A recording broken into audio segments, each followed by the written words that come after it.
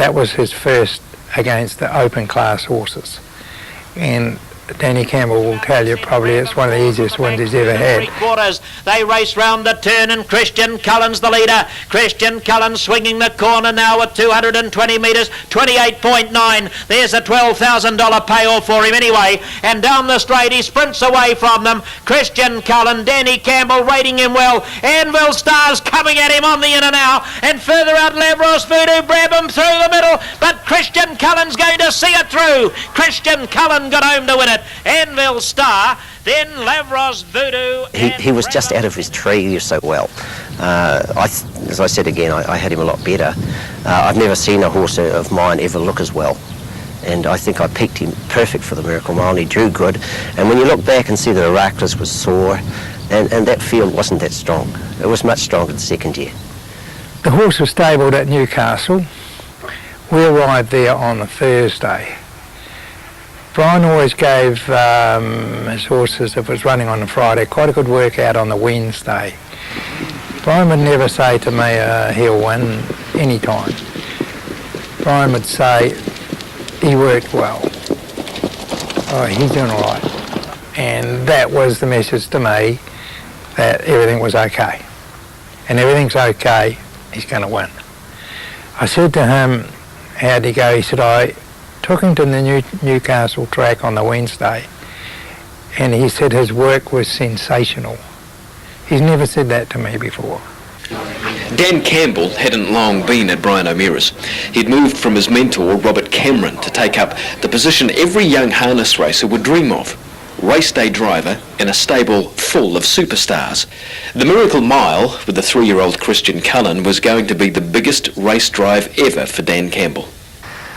The old boss Robert, he had won the first ever Miracle Mile and been the youngest, and if I'd driven in it that year and happened to win it, I would have sort of equalled it with him. On the night, 25 minutes before the race, Ian Dobson was a little concerned. The field hadn't started to make their way onto Harold Park, not even to at least parade for the crowd.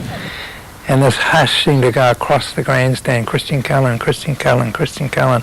And I couldn't sort of grasp what was going on, so I got out of my seat and started running down the stairs. And when I was running down the stairs, over the loudspeaker, it said, Christian Cullen has been scratched. Now they're set. Oh, devastated. I wouldn't want to go through that again.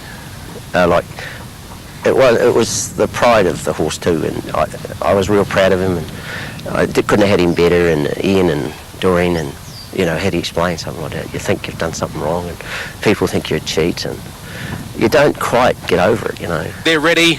We're getting onto the track, and they called us back and said we're a late scratch, and I sort of didn't really know what was going on and why he was scratched type of thing. There was people running everywhere, and so I sort of just stood back and stayed out of it, really. It sort of had nothing to do with me. I was only the driver. I hadn't been looking after the horse, so really it wasn't until a day later I sort of knew what was going on and why he was actually scratched. Racing. Struggling through the crowd, as well as TV cameras and the general media, Ian had heard that the officials had pulled the horse out of the race for being drugged. He finally got face to face with his trainer. And Heracles is going to settle last, and the sensation is Christian Cullen, a late scratching. And I looked him in the eye and I said, Brian, what have you done? He said, I promise you, and I've never done anything. And I believed him. The Stipendiary Stewards' room felt like a gangster gathering about to organise the night's hit. So anyway, this guy got up and he said, we don't want cheats here, we don't want drugs, it's a clean sport.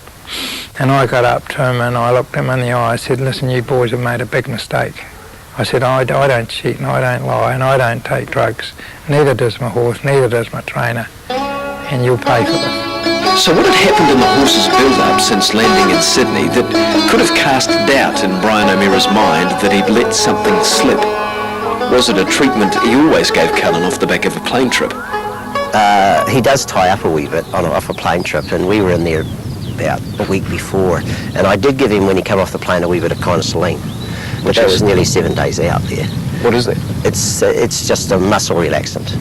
You can use conosoline in New Zealand up to the morning of the race. They'd stopped using conosoline 5 days before the race because it did contain the illegal substance, heptaminol. But they thought we'd used it. We hadn't. We used a thing called Tripart. going, say, in the last 3 or 4 days. But it was a bungled thing. Like, even the clerk of the course's horse was positive. Like, the whole lab was positive. But when we talked it over later with other analysts, they said it's impossible that the horse could ever, like, we'd used it that far out, they said it was impossible. But someone must have made damn good money out of it, I think. Because also watching the tote, people knew before ever it was announced that Cullen was going to go out. O'Meara wasn't around when initial concerns of a possible positive race night sample were followed up. There was so much interest of him as a 3-year-old going into. We had TV cameras everywhere all the time, and I was then answering the phones, and I went away to answer a phone, and the guard fella went through my bag to say what I'd used, you know, in the drips, feeds and that, because he got dehydrated with all the cameras on him. Like, one time we were out there on the track for 2 hours with the cameras on him, and he dehydrated a wee bit, so we had to saline him. So you can't tube a horse because that's one of the laws. So we had to put a drip in his vein, and then they wanted to know if we had anything in the drip.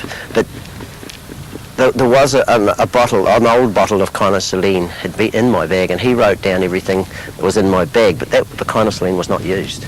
So someone then got hold of that and thought, hey, we can get this horse out. And I would say there was big money behind it somewhere.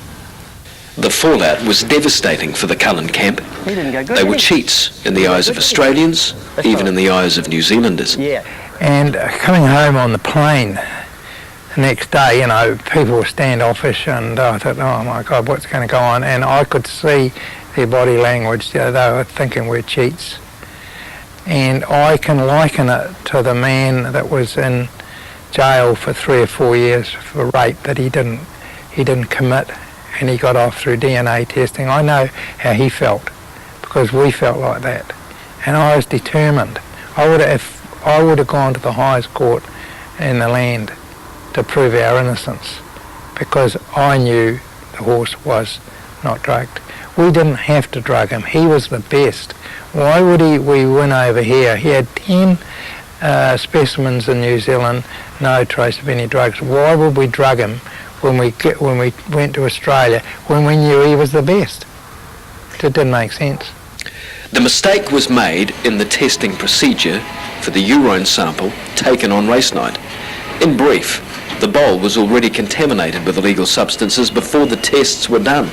It hadn't been cleaned properly. Cullen's urine was effectively in the wrong bowl at the wrong time. A settlement out of court was reached between the parties concerned 2.5 years after the event.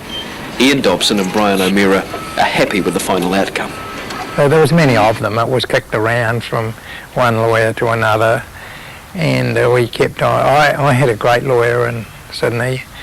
Fortunately, he was a personal friend of mine and a top Sydney lawyer who engaged a top Sydney barrister, and between them they were great. I don't know what would have happened if we'd have been 2 New Zealanders here with a court case in Australia with Australian solicitors, but in the end of the day it worked out well. 3-year-olds and the Sydney Miracle Mile still mix about as well as the urine and the testing agent did on race night back in 1997.